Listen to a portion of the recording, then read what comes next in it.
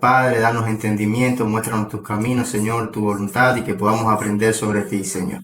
A ti sea la gloria, Dios. En el nombre de tu amado Jesús. Amén. Amén, amén, amén, gloria a Dios.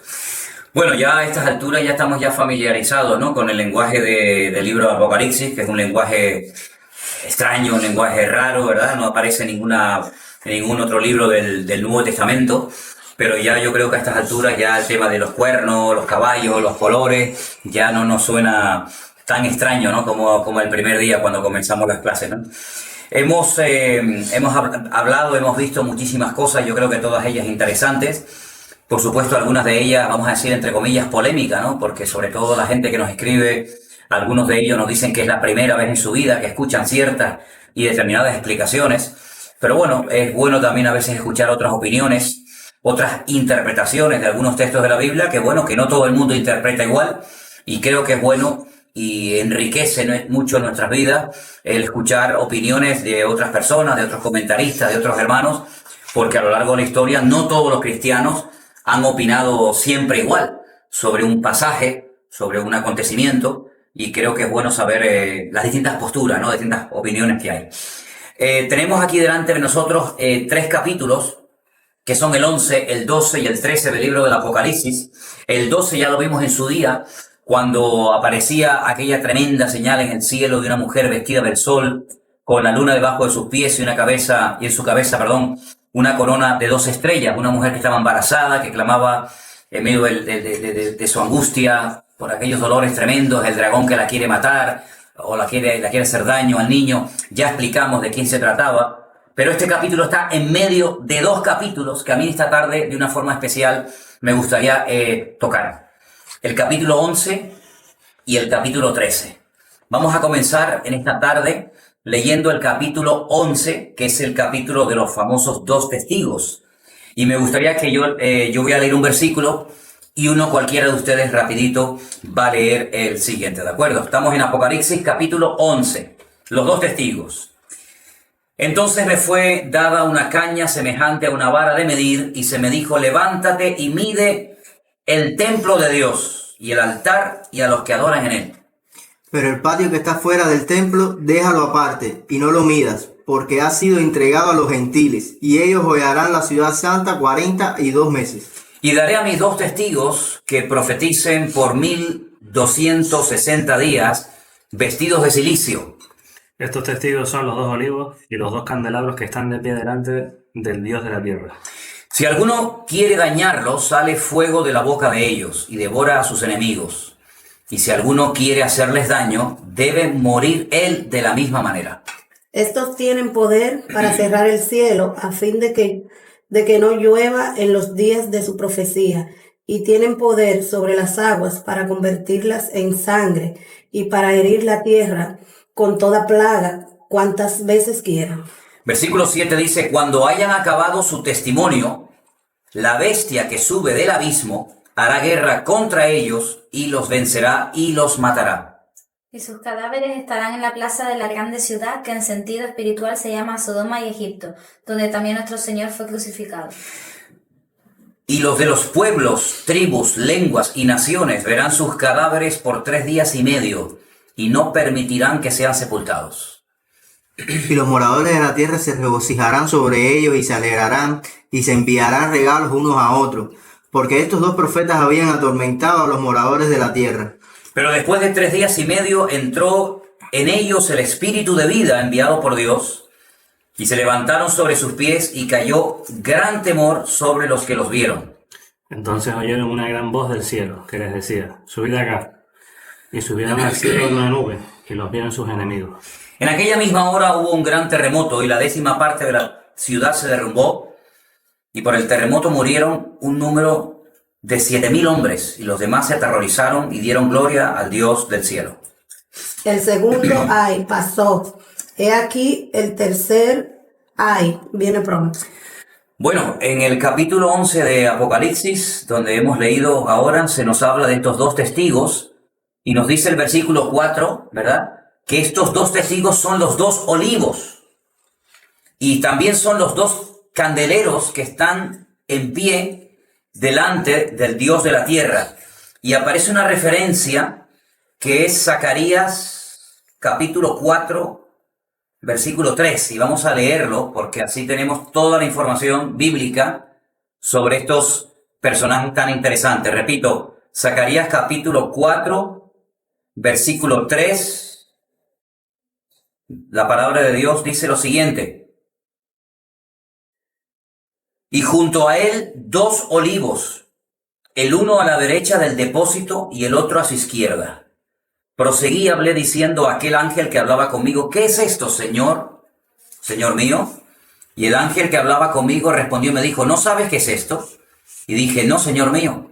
Entonces respondió y me habló diciendo: esta es la palabra de Dios a Zorobabel, que dice: no con ejército ni con fuerza, sino con mi espíritu, ha dicho el Señor de los ejércitos.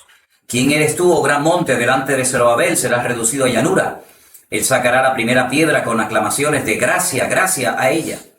Vino palabra del Señor a mí diciendo: las manos de Zorobabel echarán el cimiento de esta casa y sus manos la acabarán. Y conocerás que el Señor de los ejércitos me envió a vosotros. Porque los que menospreciaron el día de las pequeñeces se alegrarán y verán la plomada en la mano de Zorobabel. Estos 7 son los 2 ojos del Señor que recorren toda la tierra. Hablé más y le dije: ¿qué significan estos 2 olivos a la derecha del candelabro y a su izquierda? Hablé aún de nuevo y le dije: ¿qué significan las 2 ramas de olivo que por medio de los 2 tubos de oro vierten de sí aceite como oro? Y me respondió: ¿no sabes qué es esto? Y le dije: Señor mío, no. Y él dijo: estos son los 2 ungidos que están delante del Señor de toda la tierra. Bueno, esta es toda la información que nos da la Biblia acerca de estos 2 personajes. Nosotros creemos, siempre decimos que lo que crean los demás en cualquier iglesia o denominación, que el Señor les bendiga y lo respetamos, pero nosotros creemos que se trata de 2 personas literales. No creemos que esto es algo simbólico, aunque hay mucho de lenguaje simbólico que adorna y proporciona información a lo que estas 2 personas van a hacer. Nosotros entendemos que son 2 personas que van a venir en los últimos tiempos, en la primera parte, repito, en la primera parte de la gran tribulación. 2 hombres, no es un hombre y una mujer, no es una pareja, no es un matrimonio, son 2 hombres que vendrán, y dice aquí que estarán durante 42 meses, es decir, 1260 días, es decir, 3 años y medio predicando la palabra de Dios. ¿De acuerdo? La cuestión es de quién se trata. ¿De quién se trata esta gente? Pero antes de hablar un poquito acerca de la identidad de estos personajes, dice la Biblia que los que quieren hacerles daño no los pueden matar. Es decir, durante 3 años y medio los intentan matar, pero no pueden. Pero al final dice la Biblia que son muertos.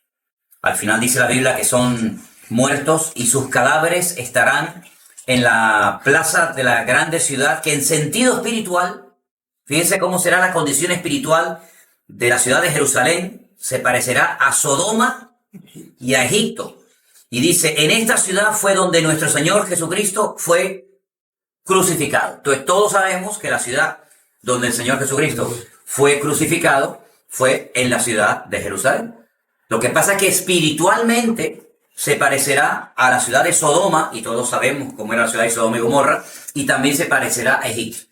Dice que en sentido espiritual, el sentido espiritual se parecerá a esas 2 ciudades. Son muertos durante 3 días y medio.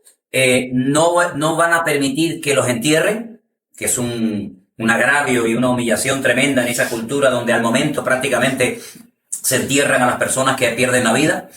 La Biblia los denomina, versículo 10, profetas. Estos 2 profetas, porque profetizan, porque predican la palabra. Y después dice que después de 3 días y medio, versículo 11, estamos en Apocalipsis 11:11, el espíritu de vida procedente de Dios entra en ellos y resucitan. Y automáticamente ascienden en una nube al cielo y los enemigos lo ven. Y automáticamente en el momento en el que son resucitados y llevados a la presencia de Dios, se produce un terremoto. Y mira tú por dónde, que esto no ha sucedido, pero la Biblia te está contando el futuro como algo que ya pasó. Y te dice incluso que el terremoto que se produce el día que resucitan los 2 testigos hace que 7,000 personas pierdan la vida. Es decir, los detalles que nos da el Señor acerca de este acontecimiento, de estos dos personajes, es tremendo. Claro, a lo largo de la historia se ha especulado quiénes son estas dos personas, quiénes pueden ser estos dos hombres. Bueno, repito, esto es especular, porque la Biblia no dice de quién se trata. Lo que pasa es que los relacionan con Moisés y con Elías porque hacen cosas muy parecidas a las que Moisés y Elías hicieron en su momento. Por ejemplo, ¿pueden leer el versículo 5, por favor? Y le fue dado no que los matasen, sino que los atormentasen 5 meses. Y su tormento era como un tormento de escorpión cuando El 5, versículo 11.5. El 11.5. Perdón. Y si alguno quiere dañarlos, sale fuego de la boca de ellos y devora a sus enemigos. Y si alguno quiere hacerles daño, debe morir él de la misma manera. Ustedes saben que hay personas, ejércitos, enemigos, que en un momento determinado quisieron matar al profeta Elías y dice que cuando iban a prenderlo, caía fuego del cielo. Cosa que sucede aquí cuando quieren matar a estos. Entonces dice, puede ser Elías. Aparte, en el versículo 6, Santiago, si lo puedes leer, hay otro dato que se parece mucho, un poco, al ministerio de Elías. Estos tienen poder para cerrar el cielo a fin de que no llueva en los días de su profecía. ¿Ves? Tiene poder para cerrar el cielo. Elías cerró el cielo durante 3 años y medio para que no lloviera.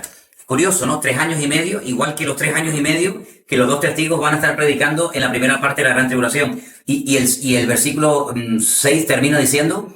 Y tienen poder sobre las aguas para convertirlas en sangre y para herir la tierra con toda plaga cuantas veces quieran. El que hirió las aguas que se convirtieron en sangre fue Moisés, y también con una serie de plagas tremendas que las tenemos todas en el libro del Éxodo. Total fueron 10 plagas, ¿de acuerdo? Entonces por eso dice, bueno, Moisés y Elías. Ese es un argumento que presentan los defensores, los que dicen que los 2 testigos que van a venir durante los primeros 3 años y medio de la gran tribulación tienen que ser Moisés y Elías, porque lo que proporciona la Biblia acerca de estas 2 personas se parece mucho a lo que hizo Moisés y Elías en el Antiguo Testamento. ¿Vale? Eso por una parte. Otro argumento que presentan es que en el monte de la transfiguración, cuando el Señor Jesucristo subió a orar con Pedro, Jacobo y Juan, se aparecieron Moisés y Elías hablando con el Señor. En cierto sentido diríamos que el representante de los profetas podría ser Elías, y lógicamente el representante de la ley que la recibió fue Moisés. Entonces yo estoy hablando de los argumentos que presentan los que defienden que son Moisés y Elías. Y como les dije, incluso he leído libros de personas que afirman categóricamente que son Moisés y Elías, lo cual a mí me parece un disparate, porque estamos atreviéndonos a decir lo que no dice la Biblia.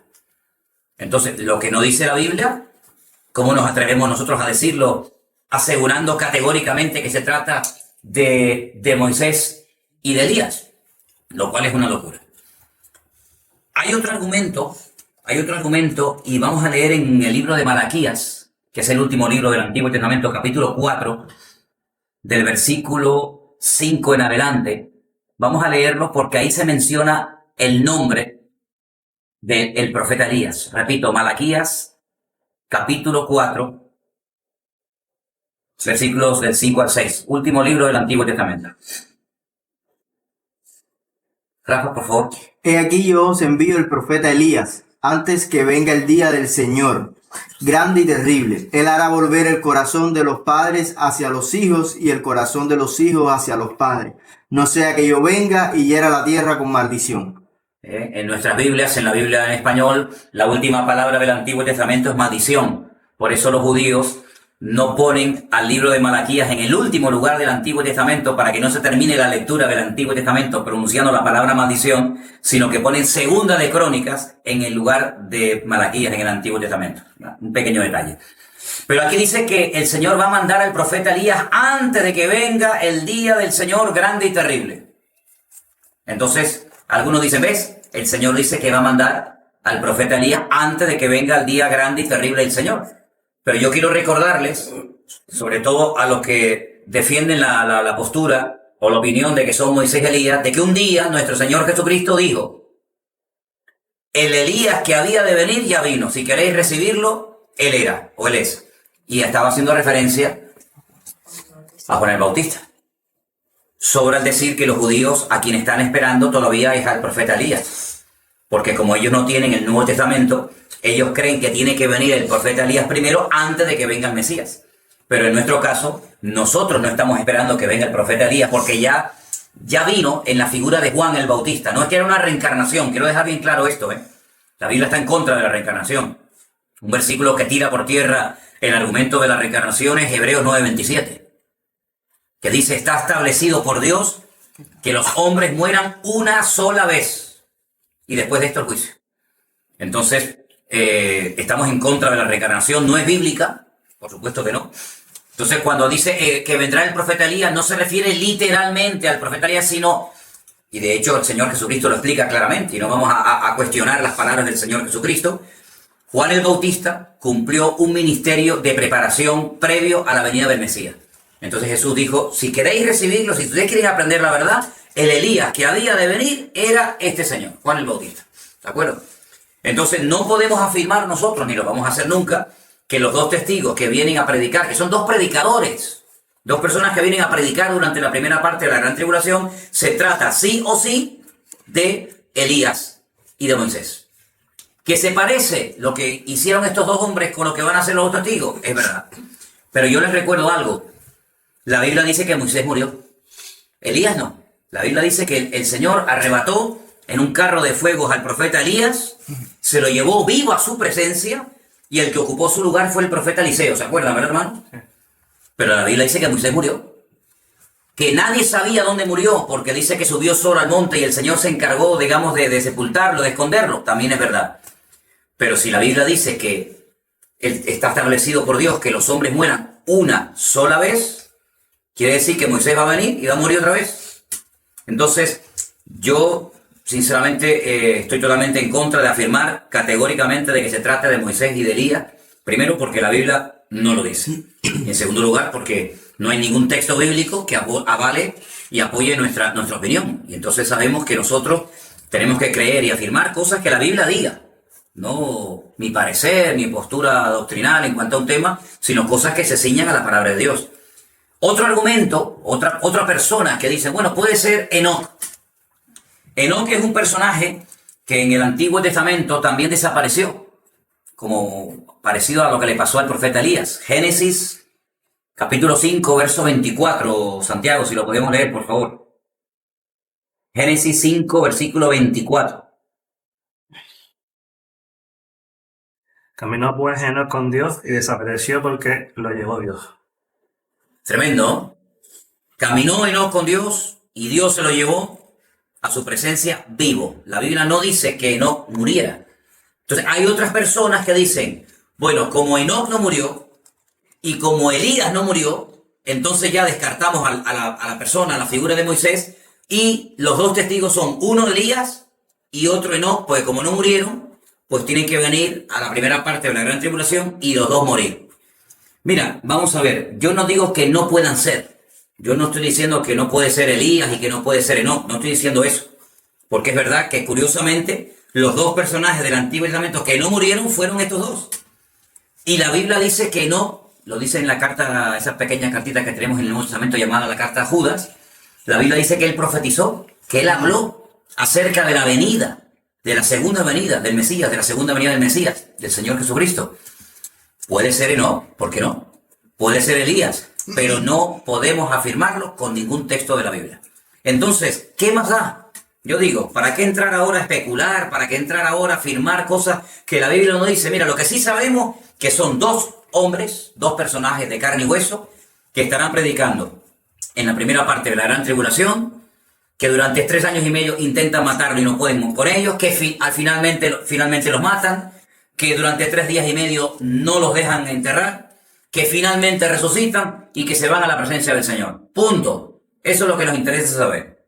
Que habla también el profeta Zacarías de ellos, que los llama los 2 candeleros o los 2 olivos, perdón, los 2 ungidos, y nada más. Es decir, lo que no dice la Biblia, no nos compliquemos la vida, no nos rompamos la cabeza con entrar ahora a especular y a opinar y sobre todo a afirmar categóricamente cosas que la Biblia no dice. Lo que tenemos que saber es lo que la Biblia dice. Y lo que la Biblia no dice, lo dejamos en punto suspensivo y ya el tiempo nos dirá de quién se trataba estas dos personas. Amén, hermano. Nada más que eso.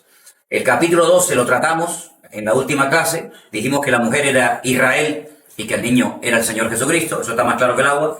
Pero hay un dato que vamos a leer ahora en el capítulo 13 del libro del Apocalipsis, que es el otro capítulo que quiero que toquemos esta noche, que nos va a ayudar mucho, porque dice en el 11:7, dice que cuando hayan acabado su testimonio, es decir, cuando ya se aproxime el tiempo de los 3 años y medio que tenían que haber predicado, la bestia que sube del abismo hará guerra contra ellos, los vencerá y los matará. Quédense con ese dato. Quien los mata es la bestia que sube del abismo. Por favor, quédense con este dato, porque la Biblia nos dice quién va a matar a los 2 testigos. Repito, la bestia que sube del abismo. Con este dato nos vamos al capítulo 13 y hacemos lo mismo que antes. Yo leo un versículo y cualquiera de ustedes lee el siguiente. Apocalipsis 13:1.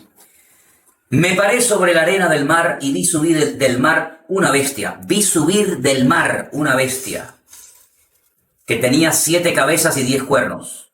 Y en sus cuernos 10 diademas y sobre sus cabezas un nombre blasfemo. Y la bestia que vi era semejante a un leopardo, y sus pies como de oso, y su boca como boca de león. Y el dragón le dio su poder y su trono y grande autoridad. Y vi una de sus cabezas como herida de muerte, pero su herida mortal fue sanada, y se maravilló toda la tierra en pos de la bestia. Y adoraron al dragón que había dado autoridad a la bestia. Y adoraron a la bestia diciendo, ¿quién como la bestia? ¿Y quién podrá luchar contra ella? También se le dio boca que hablaba grandes cosas y blasfemias, y se le dio autoridad para actuar 42 meses. Y abrió su boca en blasfemias contra Dios para blasfemar de su nombre, de su tabernáculo y de los que moran en el cielo. Y se le permitió hacer guerra contra los santos y vencerlos. También se le dio autoridad sobre toda tribu, pueblo, lengua y nación. Y la adoraron todos los moradores de la tierra cuyos nombres no estaban escritos en el libro de la vida del Cordero, que fue inmolado desde el principio del mundo. Si alguno tiene oído, oiga. Es decir, preste atención a lo que aquí se nos está diciendo. El capítulo 13 está perfectamente dividido en 2 sesiones. En la primera parte, que hemos leído del versículo 1 al 10, al 9, se nos habla de una bestia que es la que sube, como dice aquí, del mar. Sabemos que en el libro del Apocalipsis, cuando se nos habla del mar, se refiere de entre las naciones, de entre los pueblos, ¿de acuerdo? Tengan presente eso. La primera bestia de la cual nos habla en el versículo 1 es una bestia que sube del mar. Es decir, se levanta de entre los pueblos, de entre las naciones. Tiene 7 cabezas. A diferencia de la bestia que vimos en el Apocalipsis, que tenía una cabeza y 10 cuernos. ¿Por qué ahora tiene 7? Porque ya estamos al final de la historia. Y cada cabeza representa a un imperio. Y ya han pasado los imperios, que son los egipcios, los griegos, los babilónicos, los medos persas, etcétera, etcétera. Y ya se puede contar 7. Claro, cuando Daniel recibe la revelación en Babilonia, cuando él está allí cautivo, él recibe la revelación de una bestia que tiene una cabeza, pero ya Juan mira hacia atrás y se da cuenta de que ya ha habido 7 imperios que han precedido a esta bestia, pero los 10 cuernos siguen siendo los mismos, ¿vale? Entonces, esta bestia, versículo 2, y vamos a entender perfectamente el versículo, es semejante a un leopardo, sus pies como oso y su boca como león. Sabemos perfectamente describir, sabemos perfectamente explicar lo que significan estos 3 animales porque ya lo leímos. Sabemos que leopardo era Grecia, el oso los medos persas y el león Babilonia. Por lo tanto es como una mezcla de los imperios que le han precedido. Fíjense que es semejante, su aspecto es como el de un griego, la forma de actuar, la forma de caminar, la forma de comportarse es como la de un persa y la forma de hablar es como la de un babilónico. Entonces, claro, en estos momentos, cuando leemos textos como este, sería bueno leer leer libros de la historia secular. Analizar cómo eran los griegos, cómo se comportaban los babilónicos, cómo vivían los medos persas. Y con toda esa información extrabíblica podemos deducir cómo va a ser la personalidad la forma de operar, la forma de actuar, la forma de desarrollar su política, porque al fin y al cabo esta primera bestia es el anticristo, que es un político, ¿vale? Entonces vemos que dice aquí, una de sus cabezas fue herida como de muerte, su herida mortal fue sanada y se maravilló toda la tierra. Algunos comentaristas opinan que el anticristo experimentará una especie de atentado y la gente va a creer que ha muerto, pero no ha muerto. Pero se va a correr la voz de que ha como resucitado. Entonces dice que toda la tierra se admira, terminan adorándolo. El dragón, que sabemos quién es Satanás, dice que le da poder, le da trono, le da autoridad. Es decir, que será una persona con una unción diabólica realmente espectacular. Se atreve a hablar grandes cosas y blasfemias porque tiene autoridad para actuar durante 42 meses. Es decir, estamos viendo que es un personaje también de carne y hueso, pero el lenguaje que nos describe cómo es un lenguaje totalmente simbólico, de animales, etcétera, ¿verdad? Que ya conocemos.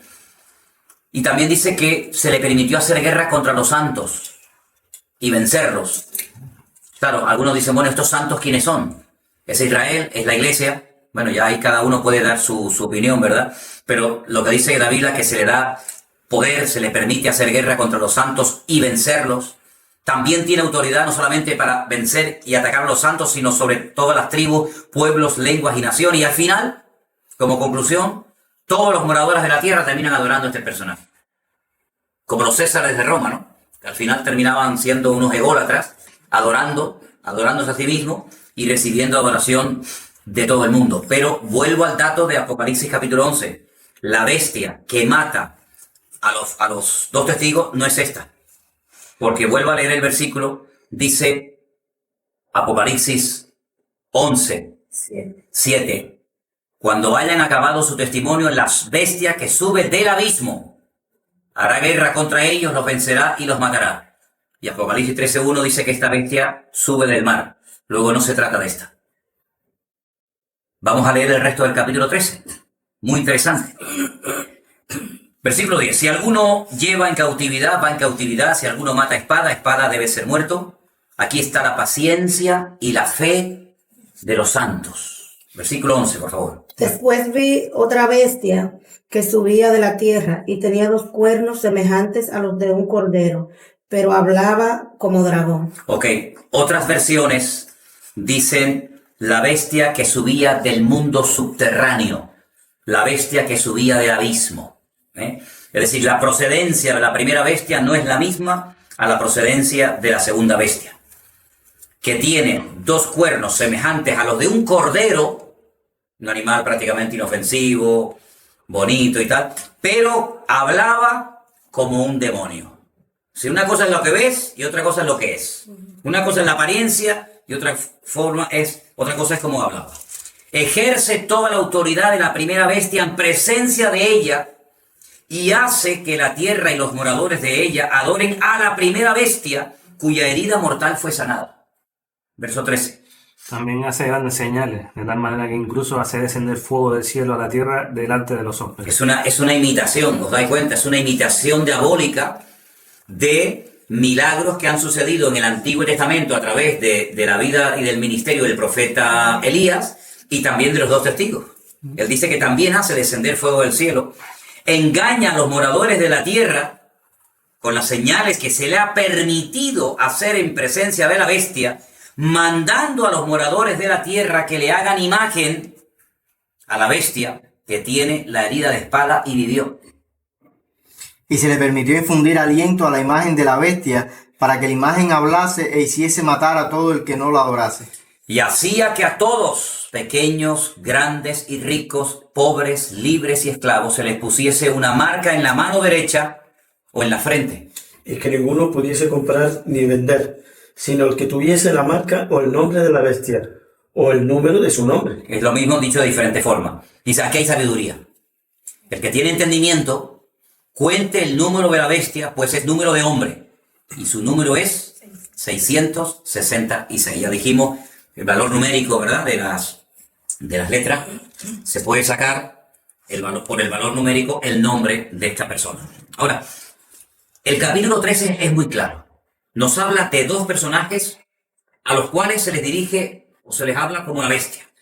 Una que sube del mar y otra que sube del mundo subterráneo, de la tierra o del abismo. A las dos se le llama igual, bestia, pero son dos personajes diferentes. ¿Cuál es la diferencia entre una y otra? La primera es el anticristo. El personaje líder político definido con estas características que ya hemos leído. El segundo, podríamos decir que es el encargado de lo espiritual o de lo religioso. Lo conocemos como el nombre del falso profeta. El falso predicador. Profeta es uno que predicaba, pero este predica, pero es falso. ¿Qué te parece? Hace milagros tan espectaculares que mucha gente es engañada, seducida y arrastrada, pero su objetivo no es atraer la atención sobre sí mismo, sino que es como una especie de personas que le hace publicidad. ¿Cómo se llama a los que hacen publicidad de otros? Como una especie de, no de manager, sino de marketing, ¿no? Le hace el marketing, le hace la publicidad a la primera bestia.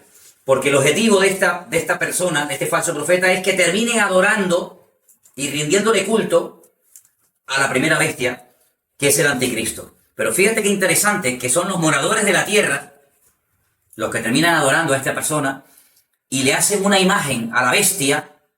Le hacen una imagen a la bestia que tiene la herida de espada y vivió. Es decir, al anticristo le hacen una imagen, y esto no es nuevo.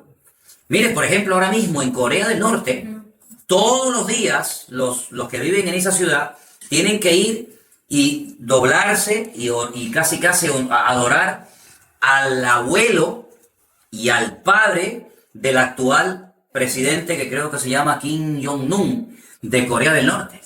Y tú dices, en pleno siglo XXI, que haya personas, seres humanos, que antes de ir a estudiar, antes de ir a trabajar, tengan que ir delante de unas estatuas enormes, gigantes, que no sé si son de bronce o de oro, y tengan casi que rendirle culto y pleitesía. Eso hoy en día existe. Pero es que lo mismo pasó en los tiempos de Nabucodonosor, cuando mandó a construir, a hacer una imagen de oro, y todo el mundo tenía que postrarse y terminar adorándola. Y vete tú a saber si la cara de la imagen era la cara del mismísimo rey Nabucodonosor. Es decir, que esto que vamos a ver en los últimos tiempos, o que se va a ver en los últimos tiempos, no es nada nuevo. Algunos, no todos, pero algunos césares de Roma obligaban a la gente a que se les adoraba, y se utilizaba en aquellos tiempos un título que era el Kyrios. La palabra Kyrios era la máxima autoridad, era el señor, pero el señor por autonomancia, ¿sí? El señor de señores, al que tenían que honrarle y darle culto. Y ese título es el que se le da a Cristo en el Nuevo Testamento. No se olviden que el Nuevo Testamento fue escrito en griego. Y dice, al Señor, a tu Kyrios, adorarás, y a Él solo servirás. Pero los césares de Roma se llamaban Kyrios. ¿Y cuántos cristianos murieron porque no les querían dar honra y culto al Kyrios humano, al César de Roma? Pero sin embargo se le va a permitir, se va a construir una imagen a la bestia. Pero escucha una cosa, lo que ocurre en el versículo 15 no ha ocurrido nunca en la historia de la humanidad. Se le permitió infundir aliento a la imagen de la bestia para que la imagen hablase e hiciese matar a todo el que no la adorase. Miles y miles de imágenes tiene, por ejemplo, la Iglesia Católica, pero ninguna de ellas habla. Sin embargo, en los últimos tiempos se le permite, cuenten, por ejemplo, en el capítulo 13, las veces que aparece la palabra se le permite, se le permitió, y la pregunta es, ¿quién es el que permite? Porque los demonios, cuando salieron del endemoniado gadareno, le pidieron permiso, y el Señor le permitió a los demonios que salieron del endemoniado gadareno para que entraran en aquella piara de cerdo y se precipitaran en el mar y se ahogaran. ¿Quién es el que permite todo esto? Satanás tiene que pedirle permiso a Dios. No puede hacer absolutamente nada, ni Satanás, ni sus demonios, ni mucho menos el anticristo, que es un esclavo, por así decirlo, de Satanás, ni el falso profeta, sin el permiso, sin la autorización de Dios. Entonces Dios permite ciertas y determinadas cosas aparentemente terribles, catastróficas, ¿pero para qué? Para que se cumpla la palabra de Dios. Dios es el que permite que el diablo llegue hasta este punto, pero hay momentos en los que también el Señor Jesucristo dijo en el Sermón del Monte, pero por causa de los escogidos, aquellos días serán acortados. Es decir, no es que el diablo pueda hacer lo que le da la gana y destruir y matar a tutiplén, sino que es el Señor el que dice, amigo, hasta aquí has llegado, ¿no? Entonces, estos dos personajes son, número uno, el anticristo, que es el encargado de todo lo relacionado con la política. Claro, algunos se preguntarán, pero bueno, si es un político, tendrá una sede de gobierno, tendrá un país o países que le van a apoyar. No te quepa la menor duda, no te quepa la menor duda. Yo creo que en este momento el continente que está más cualificado o capacitado, preparado para apoyar a un líder que tenga autoridad sobre muchas naciones, sin lugar a dudas, es Europa. África está que da pena. Y África, eso es un desastre. Latinoamérica no hay un líder hoy por hoy que sea capaz de gobernar a todos los países latinoamericanos. De hecho, hay países latinoamericanos que están enfrentados los unos contra los otros, ¿no? Pero sin embargo, Europa en este momento tiene una sede de gobierno europea y, por cierto, en este momento nos están viendo, hermanos, desde la cabeza de la víbora, como yo le llamo, nada más y nada menos que desde Bruselas, donde está la sede del Parlamento Europeo. Y sabemos que desde ahí se dan leyes para todo un continente. Eso no pasa en Asia, eso no pasa en África, eso no pasa en Oceanía, eso solamente pasa en Europa. Es curioso, no hay ningún continente que tenga una moneda en común. Nosotros los europeos sí tenemos una moneda en común, que es el euro. El único continente donde hay una religión a nivel mundial que gobierna sobre más de 1.000 millones de personas, que precisamente menciona la Biblia, es Roma, o es el Vaticano, ¿no? Que forma parte de la ciudad de Roma. Es decir, Europa cumple muchas características y condiciones para levantar a estos personajes, que se van a apoyar mutuamente el uno al otro, ¿no? Pero que vamos a ver también, Dios mediante, más adelante, que el anticristo al final se vuelve contra el falso profeta y contra su sede de gobierno. Al final, el anticristo traiciona, por así decirlo, entre comillas, al falso profeta y termina destruyendo a él y a la ciudad desde la cual gobierna sobre todos los reyes de la tierra. Recuerden que en aquel momento, no estamos hablando del siglo XXI, recuerden que en aquel momento la única ciudad que gobernaba sobre todos los reyes de la tierra, ¿cuál era? Era Roma. Era Roma. No estamos interpretando el libro del Apocalipsis con las pautas y los parámetros del siglo XXI, sino con el tiempo en el que se escribió. Y Roma era la sede de gobierno de los Césares de Roma y era el único imperio que ha sido el más extenso, el más longevo, casi 1000 años. Alguna gente se olvida de este detalle. Casi 1000 años duró el Imperio Romano, 900 y pico. Sabemos que al final se fracturó y tal, entre Oriente y Occidente, Constantinopla por un lado, Roma por otro, pero Roma sigue teniendo un poder tremendo, ¿no? Así que yo quería en esta tarde tocar estos dos capítulos para que ustedes sepan lo que significa el tema de los dos testigos y para que también sepan el tema de los dos personajes que se mencionan en el libro de Apocalipsis, en capítulo 13, que es el anticristo y el falso profeta. Y Dios mediante, la próxima semana tocaremos otros temas, porque me gustaría también hablar un poquito acerca de una etapa maravillosa que va a ser, sin lugar a dudas, el milenio. Que todavía no hemos hablado nada, ni hemos tocado, ni leído absolutamente nada acerca del milenio, y es una etapa extraordinaria que sucede al final, es decir, cuando ya termina la gran tribulación. Hicimos en su momento una lista en orden, más o menos de cómo se van a desarrollar los acontecimientos, y recuerden que al final de los 7 años de guerra, de masacres, de gran tribulación, cuando viene el Señor, pone sus pies sobre el monte de los olivos, ¿verdad? Ahí se produce una serie de juicios y comienza la era milenaria, el milenio. Ahora, alguien hacía una pregunta muy interesante y alguien preguntaba, recuerdo que decía, bueno, si el reino de Cristo es eterno, su reino no tendrá fin, el milenio sí tendrá fin. Yo quiero decir que en la Biblia muchas veces hay primeramente, digamos, como un pequeño anticipo o botón de muestra de lo que posteriormente vendrá. Me explico. Antes de la construcción del templo de Jerusalén, que era un templo permanente, hubo un templo llamado tabernáculo que fue algo portátil que se trasladaba de un lugar a otro. El templo es la ampliación de todo lo que representó y significaba el tabernáculo. Sí, el candelabro, la menorá que había en el tabernáculo, después se puso en el templo. El arca de la alianza que estaba en el tabernáculo después se puso en el templo. Y así todo y cada uno del mobiliario. Sí, no se construyó previamente el templo. Primero fue el tabernáculo como anticipo de lo que posteriormente sería el templo, ¿vale? El reinado milenial de Cristo es como un anticipo del reinado eterno del Señor. Es decir, Él no viene y ya reina por la eternidad, sino que hay un periodo que lo vamos a estudiar la próxima semana, porque curiosamente hay muchas cosas que nos gustaría saber del milenio que la Biblia no lo dice, pero sí hay muchas cosas interesantes, capítulos casi enteros, que nos hablan acerca del milenio, y es el tiempo en el que el Señor Jesucristo, junto con la iglesia, junto con los creyentes, con los que han nacido nuevos, reina, y después viene el reinado eterno del Señor Jesucristo. Pero siempre hay como un anticipo, como un pequeño botón de muestra de lo que vendrá en el futuro, ¿de acuerdo? Así que la próxima semana estudiaremos un poquito acerca del milenio, dónde se va a producir, por qué se llama milenio, qué va a pasar durante ese tiempo, etcétera, etcétera. Así es que les pido que vayan leyendo cosas que nos relata la Biblia sobre el milenio. Por ejemplo, como tarea, de aquí a la próxima semana, Apocalipsis capítulo 20. Aunque no es el único capítulo que nos da información sobre el milenio, pero todo el capítulo 20 del libro del Apocalipsis, muy interesante. Léanselo, por favor, para que la próxima semana ya tengamos una base sobre la cual trabajar. Aunque, por supuesto, también leeremos capítulos muy bonitos del libro de Isaías, que nos habla acerca del milenio. Y todavía queda pendiente lo que les dije hace semanas que estudiaran. Gog, Magog, Mesec, Tubal, todas esas guerras que se van a llevar a cabo también con nombre y apellido y con países que menciona la Biblia. Pero como ustedes pueden comprobar, esto no ha hecho más que empezar.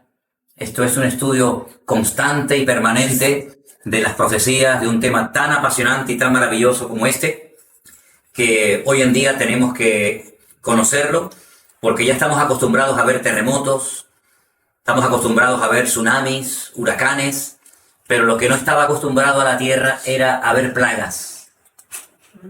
Y estamos en medio de una plaga mundial. De una plaga mundial, de algo que no vemos, pero que está poniendo de rodilla a países enteros. Porque cuando viene un enemigo de carne y hueso, te puedes defender, lo puedes reconocer, lo puedes ver. Pero algo que solamente se puede ver con el microscopio, está poniendo de rodillas a economías, a países enteros, y a millones de personas las tiene atemorizadas.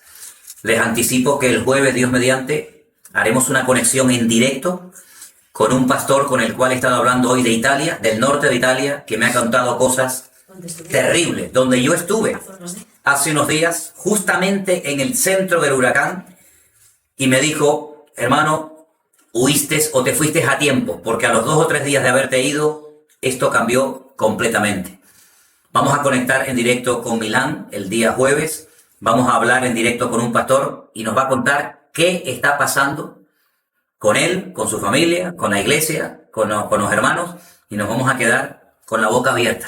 Porque lo que vimos en televisión y lo que nos cuentan es la mitad de la mitad de la mitad. Y ellos lo están experimentando, nuestros hermanos en Cristo, en carne propia. Esto será Dios mediante el jueves. Pues nada, hermanos, que el Señor les bendiga. Vamos a terminar con una oración. Y nos vemos, si Dios mediante, hermanos de Bélgica que me han seguido en esta noche en directo. Nos vemos el día martes, ¿de acuerdo? Y a todos los que nos ven, gracias por su fidelidad, gracias por estar con nosotros. Sigan mandándonos sus preguntas y vamos a terminar esta clase en esta noche dándole gracias al Señor. Padre Celestial, te damos muchas gracias por tu bendita y preciosa palabra. Gracias porque a través de ella podemos obtener el conocimiento necesario e imprescindible para estar velando y orando y para saber, Señor, en qué tiempo nos encontramos. Bendice a tu iglesia, guarda y protege a todo tu pueblo sobre la faz de la tierra y guárdanos, Señor, de todas las cosas que conocemos y de las que ignoramos. Pero en ti está nuestra confianza, nuestra fe está depositada en ti, en tus promesas, y pido, Señor, que tú nos sigas ayudando y fortaleciendo como hasta el día de hoy. Bendice a todos los hermanos que en muchas partes del mundo estarán viendo estas enseñanzas, que tú nos guardes y nos ayudes para dar un fiel testimonio de nuestro Señor Jesucristo. A ti la gloria y la honra. Amén y amén. Dios les bendiga, hermanos. Nos vemos, Dios mediante, el día martes de la semana que viene.